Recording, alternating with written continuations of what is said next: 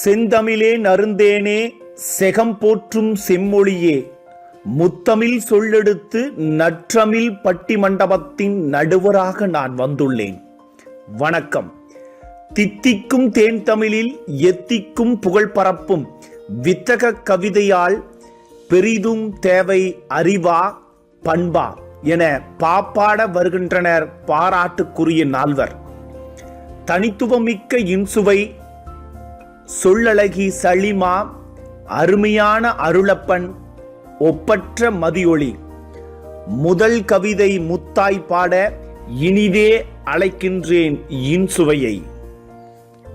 புவி காக்கும் தமிழ்தாய்க்கும் கவியரங்க தலைமைக்கும் ஆன்றோருக்கும் சான்றோருக்கும் அறிவுதான் முன்னேற்றத்தின் ஆணிவேர் என்றே அடித்து கூற வந்துள்ளேன். அக்னி தந்த அப்துல் கலாம் அசத்தியதும் அறிவாளே அறிவாளே, அறிவின் துணை கொண்டே 1000 கண்டுபிடிப்பால் தாமஸ் ஆல்வா எடிசனும் வாழ்கின்றார் அறிவாளே. அறிவுமிகு மனிதனாக அகிலத்தில் உயர்ந்து நின்றால் அத்தனையும் நம் கையில் என்று கூறி விடை பெறுகின்றேன். இன்சுவையின் கவிதை அறிவாயுதம். அடுத்து ஒளிரும் கவிதையுடன் மதியொளி கவிபாட வருகிறார். அகிலமெல்லாம் தமிழே மணக்கும் பண்புதான் வெற்றிப்படி என்றே பறைசாற்ற வந்துள்ளேன். நட்பண்பு தூக்கிவிடும் நம்மை உயரத்திலே, நட்பண்பு புகுந்துவிட்டால் நாவிலே இனிமை வரும். பண்பாலே சிறந்தவர்தாம் பலருண்டு நம்மிடையே, புத்தரோடு வள்ளுவரும் போதித்ததும் நட்பண்பே. நன்னெறியால் நிலைத்து நிற்போம் உலகினிலே. மிளிர்கின்ற தமிழ் கவிதை மதியொளியின் அரும் கவிதை. அறிவாற்றல் பயன் பேச அருளப்பன் வருகிறார். செறிவாற்றல் கவிதை ஒன்றை செப்பிடவே வருகிறார். அறிவாற்றல் உள்ளவன்தான் ஆளுகின்றான் அண்டத்தை. வெறும் பண்பை வைத்துக் கொண்டு பெரும் பந்தல் போடலாமோ? கூறும் பண்பில் நம் வயிறும் நிறைந்திடுமோ?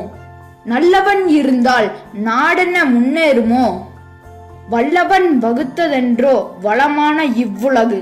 தூண் போன்ற அறிவேதான் வான்முகத்தை தொட்டிடுமே.